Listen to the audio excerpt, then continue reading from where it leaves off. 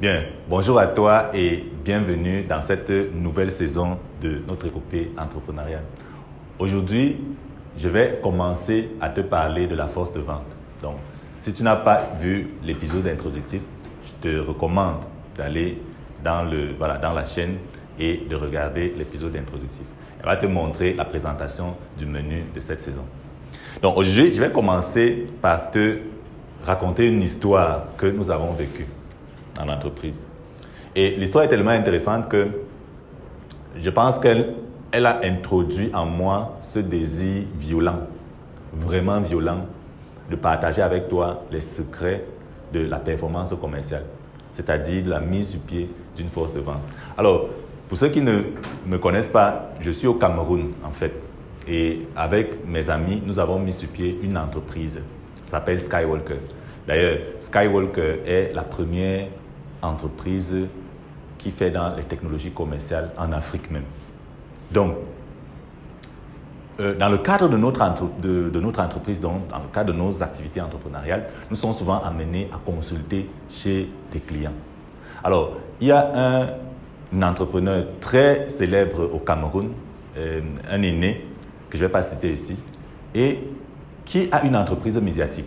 Alors, nous sommes allés une fois consulter chez lui et nous nous sommes rendus compte que le monsieur, en fait, n'a pas mis sur pied un système d'attraction clientèle. Pire encore, il a une force de vente, mais la force de vente ne fonctionne pas vraiment comme une force de vente. Les vendeurs sont apathiques, c'est-à-dire que je n'arrivais pas à comprendre comment ce monsieur que j'estimais, peut-être que j'estime encore, mais sur le plan de la vente, vraiment, j'ai effacé son nom de mon cerveau. Je n'arrivais pas à comprendre comment est-ce qu'il avait mis sur pied, comment est-ce qu'il avait pu mettre sur pied une telle force de vente.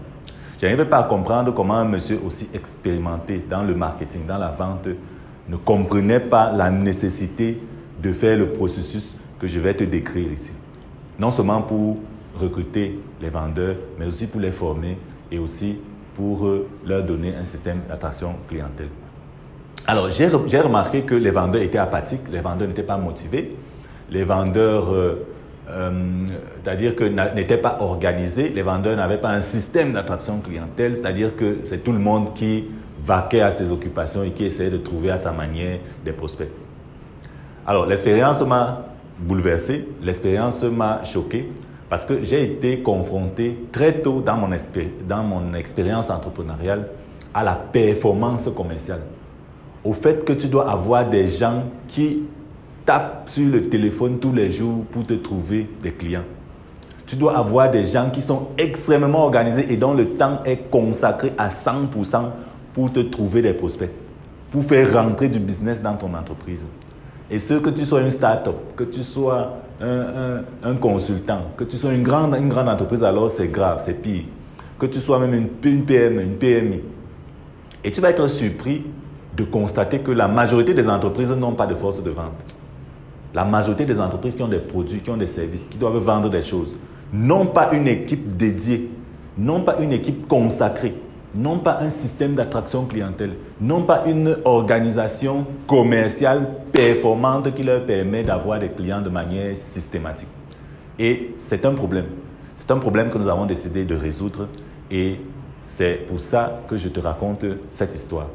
Alors aujourd'hui, nous ne sommes plus vraiment en relation commerciale avec le grand frère en question et je ne connais pas les stratégies qu'il utilise pour développer ces entreprises, mais à l'allure où j'ai vu son système commercial se déployer, je ne donne pas beaucoup de temps à ces entreprises que ce soit pour tomber ou alors pour diminuer en termes de chiffre d'affaires. Voilà, ce que je veux te dire aujourd'hui, c'est que tu dois comprendre qu'il est important pour toi de mettre sur pied un système d'attraction clientèle, de mettre sur pied une équipe de personnes qui vont vendre tes produits ou tes services. L'autre chose que je dois te dire, c'est que la plupart des gens qui font ça aujourd'hui, ils utilisent des anciennes méthodes, des anciennes techniques d'esclavage en fait. Et les commerciaux aujourd'hui tombent dans ce même piège.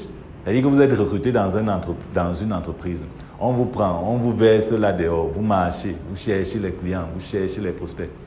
J'appelle ça de l'idiotie, en fait. Il n'y a pas un autre terme, il n'y a pas un terme plus simple. Il n'y a pas un terme plus simple pour appeler ça. Donc, il faut arrêter d'être idiot. Il faut arrêter d'être idiot. Il faut faire que si ton cerveau ne fonctionne pas bien, tu laisses au moins les enfants d'autrui hors de ton idiotie. Donc, ne recrute plus les enfants d'autrui pour les mettre dehors, pour qu'ils cherchent des clients. D'abord, ça ne marche pas, parce que depuis que tu fais ça, ça ne fonctionne pas. Ensuite, ce n'est pas éthique. C'est-à-dire que ce sont les vies des gens que tu mets en danger simplement parce qu'il y a un certain nombre de choses que tu ne connais pas. Donc, tu ne vas plus dire que tu ne connais pas. Parce qu'ici, je vais t'enseigner point par point ce que tu dois faire pour mettre sur pied une telle équipe de vente. Alors, il y a certaines personnes qui vont me dire, oui, mais Serge, est-ce que moi j'ai l'argent pour recruter les gens? Est-ce que je vais mettre les gens comme ça? Il faut que j'ai des moyens financiers pour leur payer à la fin du mois. Non, notre stratégie va te permettre de mettre sur pied une équipe de vente qui fonctionne entièrement sur commission. Et je vais te montrer comment est-ce que tu prépares un plan de compensation. Je vais te montrer comment tu recrutes les vendeurs en fonction de ce plan de compensation, de manière à ce que ceux avec qui tu travailles sont ultra performants, ils sont ultra motivés et ils veulent travailler avec toi pour faire grandir ton entreprise et pour construire leur empire dans ton entreprise. Et c'est ça le secret. Donc, je vais commencer donc la saison d'aujourd'hui, c'est-à-dire l'épisode d'aujourd'hui sur, je t'ai déjà raconté l'histoire sur le recrutement. Donc, comment mettre sur pied, comment recruter une force de vente ultra performante? Comment recruter des vendeurs d'exception? Comment recruter des gens qui vont exploser ton chiffre d'affaires? Alors, la première étape que tu dois savoir, c'est que pour recruter, on ne recrute pas un vendeur sur la base du CV. On ne recrute pas un vendeur sur la base de l'expérience professionnelle.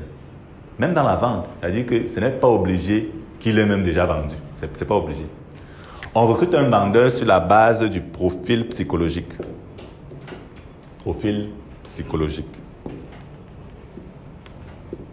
Alors, le profil psychologique d'un vendeur, d'un bon vendeur, est composé de deux choses. Première chose, un ego surdimensionné. Un ego surdimensionné. Alors, la plupart des gens n'aiment pas le terme ego. Bon, je ne sais pas pourquoi on n'aime pas le terme ego, alors que nous avons été conçus avec un ego. C'est-à-dire que c'est un mécanisme de défense personnel ou personnalisé. En fait, l'ego, c'est un peu toi. C'est vrai que je ne suis pas en train de dire que c'est bien. Je ne suis pas en train de dire que c'est bien, mais je suis en train de dire que c'est nécessaire. Je suis en train de dire que c'est nécessaire même dans ton propre développement. Tu vas voir que les gens qui n'ont pas un ego assez poussé, ils subissent la vie, ils subissent les autres, ils subissent tout le monde. Et un bon vendeur, c'est celui qui a développé un ego assez développé. Bon, c'est vrai que c'est la tautologie, mais tu comprends. Alors, le deuxième élément, c'est l'empathie. Empathie, voilà, avec PH. Donc, l'empathie, c'est quoi? L'empathie, c'est la capacité de rentrer dans la tête de l'autre. La capacité de rentrer dans les chaussures de l'autre, comme les anglo-saxons disent. La capacité de voir le monde dans la perspective de l'autre. Et pour que tu puisses vendre de manière performante, tu as besoin de comprendre le prospect. Tu vois, tu as besoin d'entrer dans le mental, dans le mindset, dans l'expérience du vécu du prospect. Et il faut que tu trouves des gens qui sont comme ça. Donc, qui ont un ego surdimensionné. Bon, pas vraiment surdimensionné, mais un ego assez construit. Un ego assez construit et une force empathique assez développée. Voilà, qu'est-ce qui va se passer chez le premier? Si tu as déjà vendu, par exemple, tu vas te rendre compte que chaque fois que tu vends, tu fais face au rejet. Les gens te disent non, je ne veux pas ton produit, ça ne fonctionne pas, va te faire foutre, d'autres t'insultent même. Tu as besoin d'un ego assez développé pour continuer. En fait, c'est ça. Si tu n'as pas un ego assez développer, tu vas abandonner puisque tu vas rentrer à la maison en pleurant. Les gens m'insultent, les gens ne veulent pas le produit. Ils disent que c'est trop cher, ils disent que je suis un commercial, ils disent que j'ai raté ma vie. Tu vois? Tu dois être sûr de toi, tu dois porter l'énergie de ton produit. Et cette énergie doit être emballée par ton ego. Donc, c'est ça un bon vendeur. Première chose, l'ego. La deuxième chose, l'empathie. L'empathie va donc permettre au vendeur de comprendre le prospect. Parce qu'il y a les gens qui ne comprennent pas les autres. Ils sont seulement là, achète le produit. Non.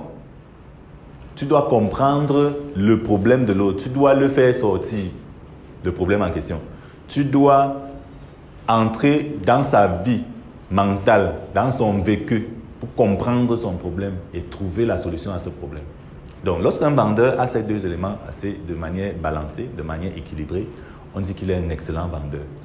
Alors, ce sont des compétences en fait. Ce que tu dois aussi comprendre, c'est qu'il y en a qui ne sont même pas nés avec un ego assez développé, mais tu peux arriver à pousser à développer ton ego.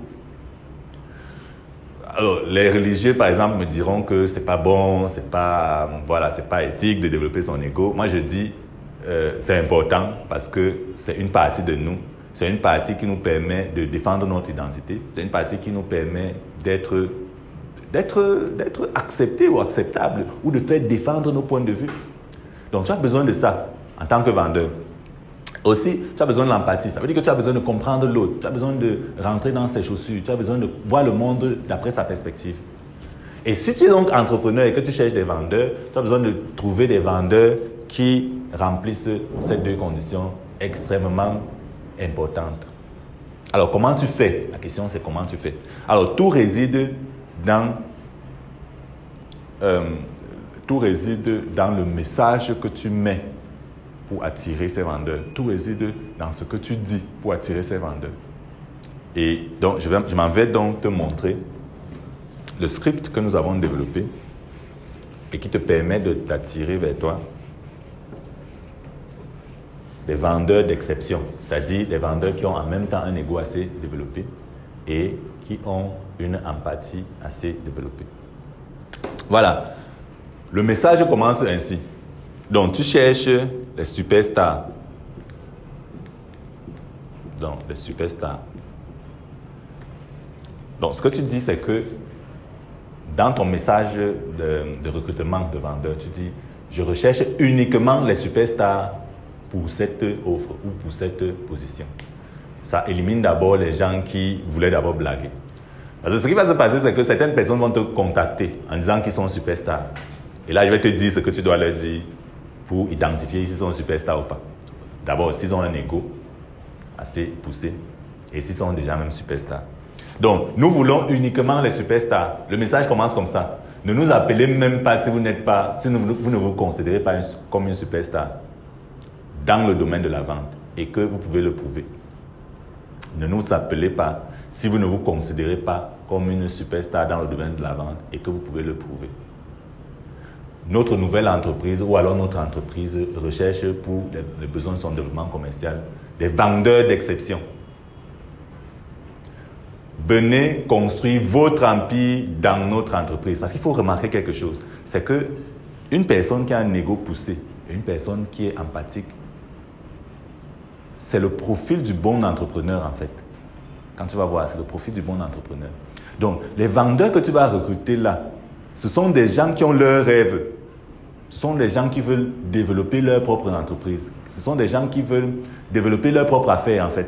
Même si ce n'est pas des entreprises, ce sont peut-être des gens qui veulent être comédiens, ce sont des gens qui veulent être des grands artistes ou qui ont d'autres choses à faire dans la vie. Ce qui va se passer, c'est que le fait que tu leur dises de venir construire leur empire dans ton entreprise va les attirer. Parce que le revers de la médaille de ceux qui veulent être conservateurs, c'est de recruter les gens, voilà, de les mettre là et de leur payer un argent à la fin du mois. Cette méthodologie est problématique pour plusieurs raisons, mais je vais t'expliquer ça après. Comprends pour maintenant, pour aujourd'hui, qu'il est important de promettre au vendeur qu'il pourra venir construire son entreprise ou alors qu'il pourra venir construire son empire dans ton entreprise. Il faut lui promettre qu'il est possible pour lui d'exercer son activité ou alors peu importe son activité, peu importe son rêve, qu'il est possible pour lui de venir le réaliser dans ton entreprise. Donc, le message en lui-même porte les germes de recrutement de ceux qu'on veut recruter. C'est-à-dire, le message en lui-même porte les germes de l'attraction, du type de personne, du profil psychologique que nous recherchons en tant que vendeur d'exception.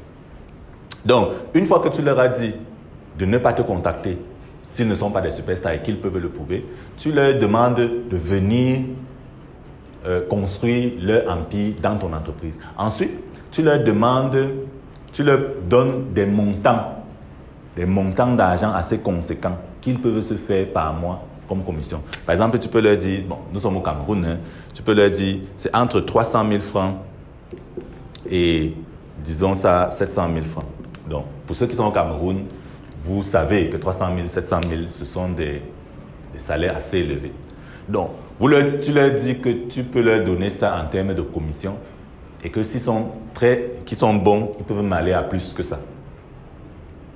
Voilà, donc voilà l'essence du message que tu mets sur Internet, que tu mets sur LinkedIn, que tu mets dans les réseaux ou alors que tu affiches même dans les journaux, peu importe là où tu vas mettre le message. Donc tu construis un message qui a ces trois éléments critiques. D'abord, le type de personne que tu recherches. Ensuite, la possibilité de venir construire leur empire dans ton entreprise. Et enfin, le type de revenus qu'ils peuvent se faire dans ton entreprise. Une fois que tu as mis sur pied ce message, tu vas commencer à recevoir donc des appels. Bien sûr, tu vas leur donner le numéro où ils doivent te contacter. Tu vas leur donner soit un site internet. Tu peux aussi leur dire que nous ne recherchons pas l'expérience professionnelle. Nous ne recherchons pas, je veux dire quoi, nous ne recherchons pas les vendeurs de tel ou tel domaine. Parce qu'en fait, si tu es dans un domaine particulier, il serait bien de recruter des vendeurs qui ne sont pas de ce domaine. Parce qu'ils vont venir avec une innovation. S'ils ont déjà travaillé dans un autre domaine, ils vont venir avec une innovation dans ton domaine et ils vont changer les choses dans ton domaine. C'est-à-dire, prenons un exemple. Par exemple, tu vends des habits. Ça veut dire que tu es dans l'industrie textile. Donc, tu peux recruter un vendeur qui vient du secteur bancaire, par exemple. Tu peux recruter quelqu'un qui a été commercial à la banque. Quand il arrive chez toi, il va venir avec une certaine manière de traiter le client que les gens de l'industrie de l'habillement n'ont pas forcément. Par exemple, les banquiers traitent les clients de manière à ce qu'ils reviennent. Donc, les banquiers traitent le client de manière à ce qu'il revienne parce qu'ils ont une relation de long terme avec lui. Ce que les gens de l'industrie de l'habillement n'ont pas forcément. Leur problème, c'est le one shot. Il veut vendre une fois. Donc, si tu as un vendeur qui vient d'une autre industrie, il sera pertinent pour toi de le recruter dans ton entreprise. Donc, tu vas leur dire que tu ne cherches pas forcément des gens qui ont une expérience dans l'industrie dans laquelle tu es. Tu recherches des gens qui veulent se faire beaucoup d'argent et qui veulent travailler avec toi de manière à développer leur business, de manière à développer leur empire personnel dans ton entreprise. Donc, tu vas leur donner un numéro de téléphone, tu vas mettre ton numéro de téléphone et tu vas dire à ceux qui sont intéressés de te contacter. Voilà. Ce qui va se passer, c'est qu'un ensemble de personnes vont commencer à te contacter. Les gens vont t'appeler. Oui, bonjour, j'ai vu votre annonce là. Voilà, je suis intéressé. La première chose que tu fais quand quelqu'un te contacte, c'est tu le rejettes, tu essaies de le rejeter. Ça, c'est pour tester son ego. Tu lui dis, bon, tu as lu dans mon annonce que j'ai dit que je cherche seulement les superstars. Tu as lu ça, n'est-ce pas? Oui, j'ai lu. OK. Qu'est-ce qui me prouve que toi, tu es une superstar et que je peux même t'accorder une interview? Voilà. Tu lui poses cette question de manière froide, de manière brutale, de manière sans le cajoler.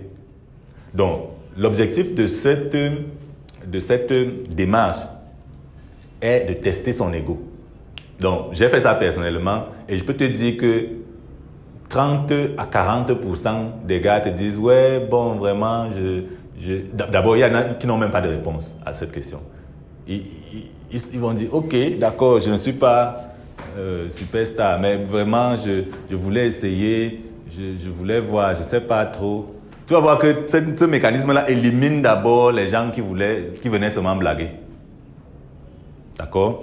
Donc, tu vas les prendre de revers à chaud et tu vas leur demander de justifier leur capacité d'être star. Alors, une fois qu'ils vont répondre, une fois que le candidat répond à la question, peu importe sa réponse, elle dit que, par exemple, j'ai eu un candidat qui me dit, bon, écoute, moi je suis une superstar parce que je suis extrêmement motivé, je suis compétent et voilà, je peux vendre n'importe quoi à n'importe qui. Je dis waouh. Donc, ce que tu fais quand quelqu'un répond, peu importe sa réponse, c'est que tu lui dis, bon, ok, je comprends, mais tu sais, tout le monde peut dire ça. Tout le monde peut dire ça. Qu'est-ce qui me prouve vraiment que tu es une superstar? Et en plus, même quand tu parles, je n'entends pas une superstar parler. Donc, tu vois, tu es en train de pousser le vice loin. Donc, tu pousses le vice loin, c'est de bonne guerre. En fait, l'objectif, c'est de tester le candidat face au rejet. L'objectif, c'est de tester le candidat face au rejet. Parce que il va faire face au rejet tous les jours.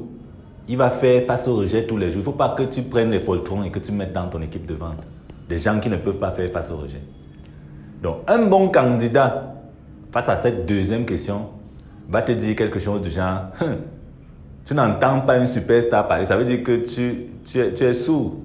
Moi, je t'ai dit que je suis une superstar. J'ai déjà vendu dans telle entreprise. J'ai déjà vendu comme ça. J'ai déjà vendu ici. Et puis, voilà, moi, je peux te prouver ma compétence. Il faut simplement que tu me donnes la possibilité de te tester, de me tester. Et là, tu sens que tu as un candidat intéressant. Donc, première étape, tu postes le message marketing qui attire les candidats. Deuxième étape, les candidats qui répondent, tu leur demandes de justifier leurs compétences en termes de superstar. Pourquoi est-ce qu'ils ont même appelé? Puisque tu as dit, ne m'appelle pas si tu ne peux pas être, si tu n'es pas un superstar et tu ne peux pas le prouver. Donc, pourquoi est-ce que tu m'as appelé? Qu'est-ce qui montre que tu es superstar? Donc, une grande partie ne va même pas répondre à la question. Une autre partie va essayer de répondre à la question en te donnant des justificatifs. La troisième chose que tu fais, c'est que peu importe la réponse du candidat, tu lui demandes, tu lui dis que tu n'entends pas une superstar parler et que tout le monde peut dire ce qu'il est en train de dire là.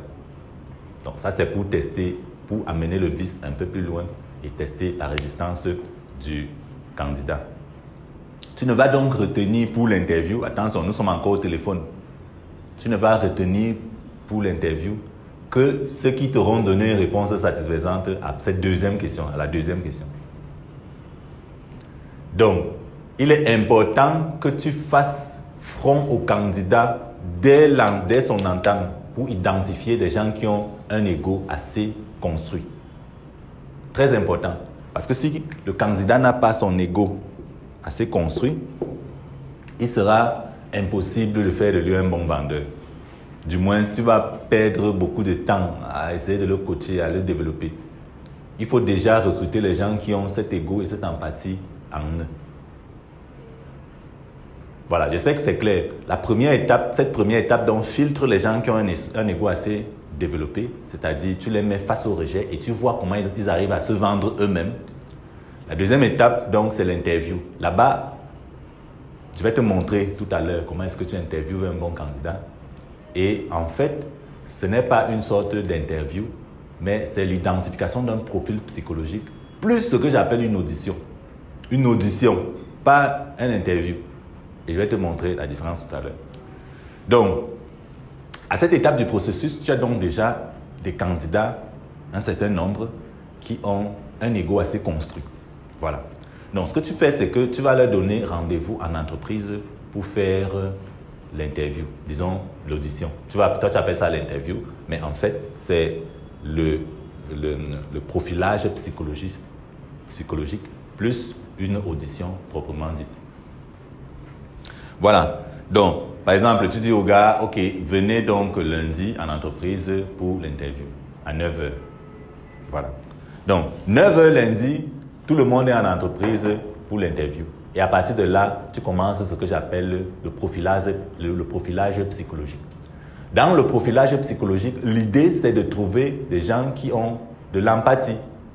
Et comment est-ce que tu fais ça? Tu leur poses des questions sur leur enfance, sur les mémoires les plus profondes qu'ils ont de leur enfance. Ça, c'est très important. Bon, maintenant, le problème, c'est que dans certains pays ou dans certains endroits, il y a des normes dans les directions des ressources humaines qui ne permettent pas d'interroger les candidats d'une certaine manière pour des raisons de discrimination.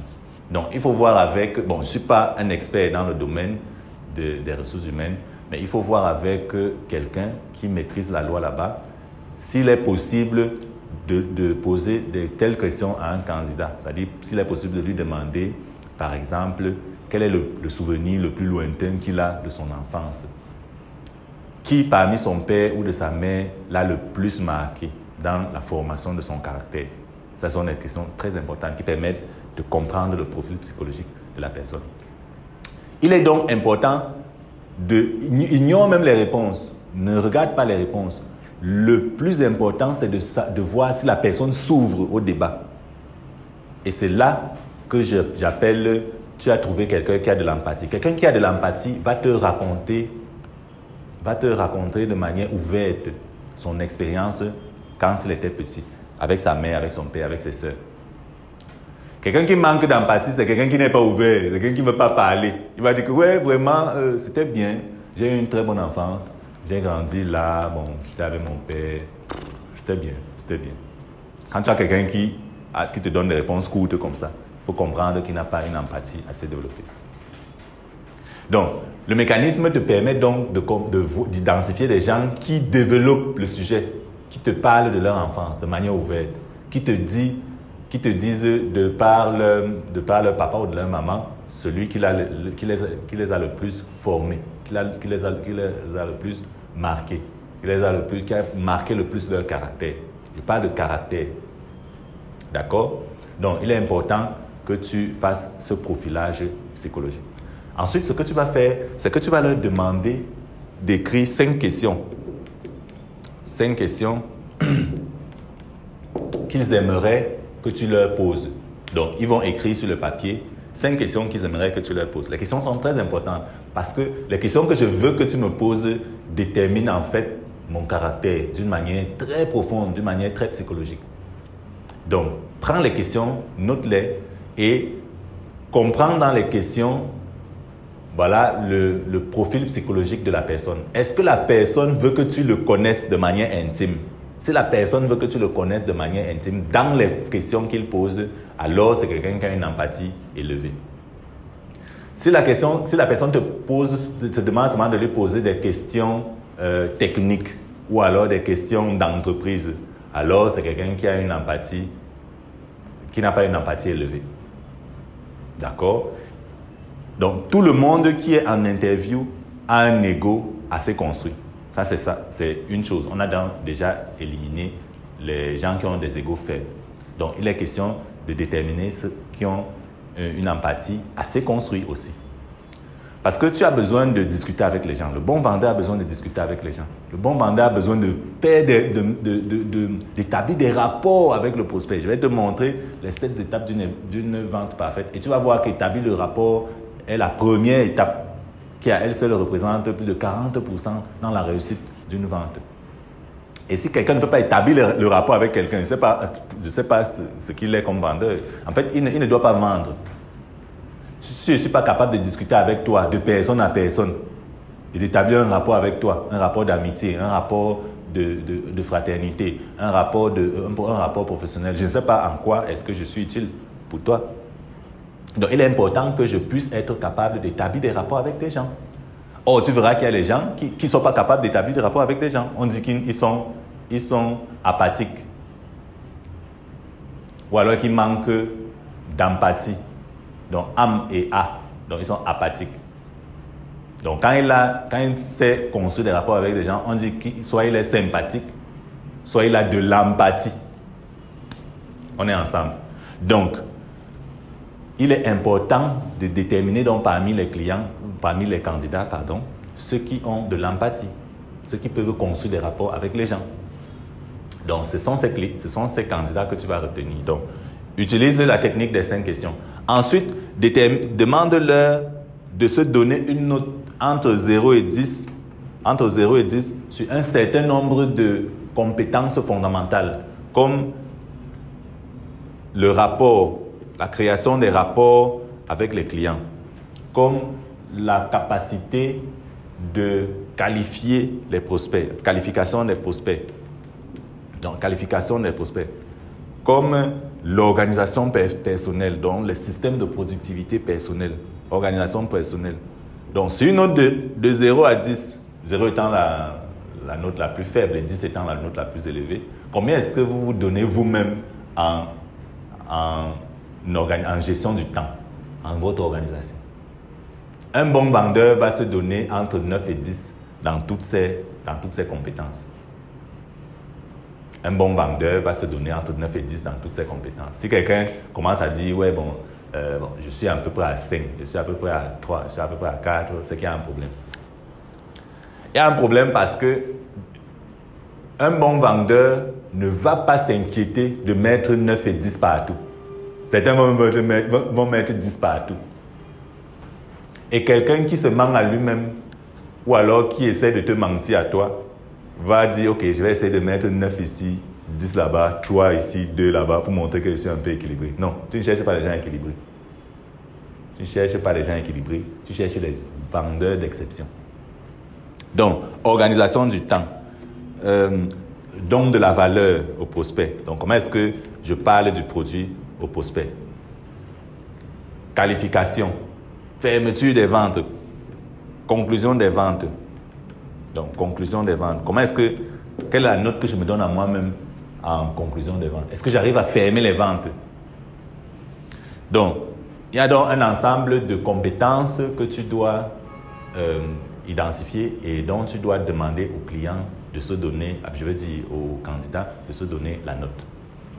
Voilà. Une fois que tu as fait ça, tu vas récupérer toutes ces informations et tu vas donc, avec ton staff, ou alors, si tu es seul, tu vas identifier ceux qui ont les profils les plus intéressants.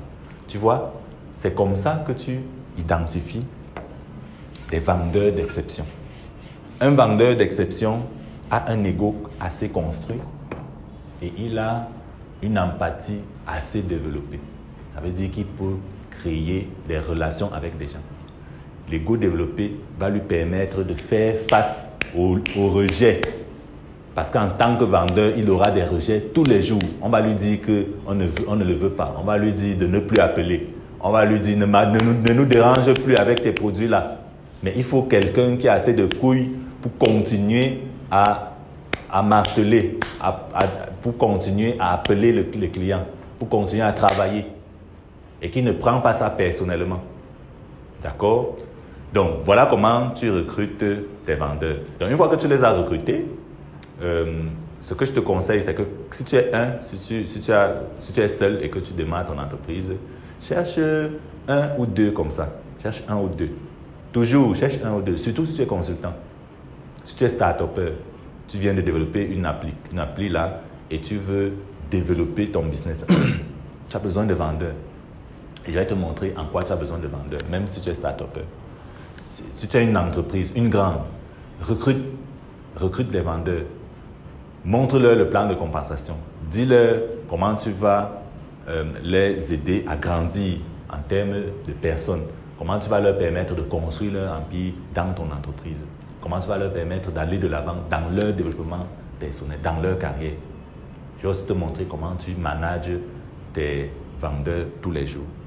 Alors, la deuxième étape de notre processus, ça c'était la première étape. La première étape, c'est le recrutement.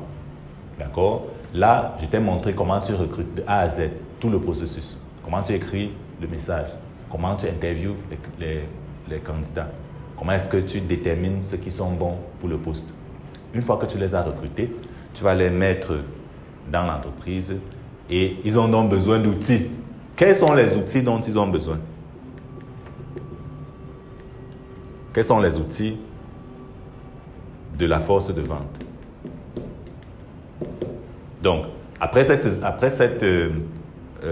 intermède sur les outils de la force de vente, je vais arrêter l'épisode et nous allons nous voir à l'épisode prochain. Voilà. Donc, ta force de vente a besoin d'un certain nombre d'outils pour fonctionner de manière optimale.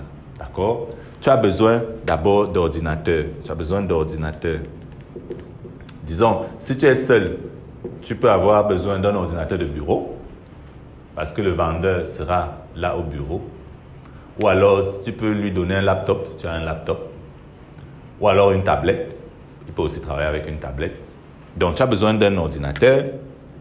Autant d'ordinateurs que de vendeurs. Il va de soi. C'est pour ça que les grandes forces de vente sont dans des endroits sont dans des open space avec des vendeurs qui sont chacun à son poste. Mais si tu n'es pas encore à ce niveau, tu as besoin d'un ordinateur de bureau. Si tu es seul, tu lui donnes l'ordinateur. Tu as besoin d'une connexion Internet. Une connexion Internet de qualité, bien sûr, qui lui permet d'ouvrir les médias,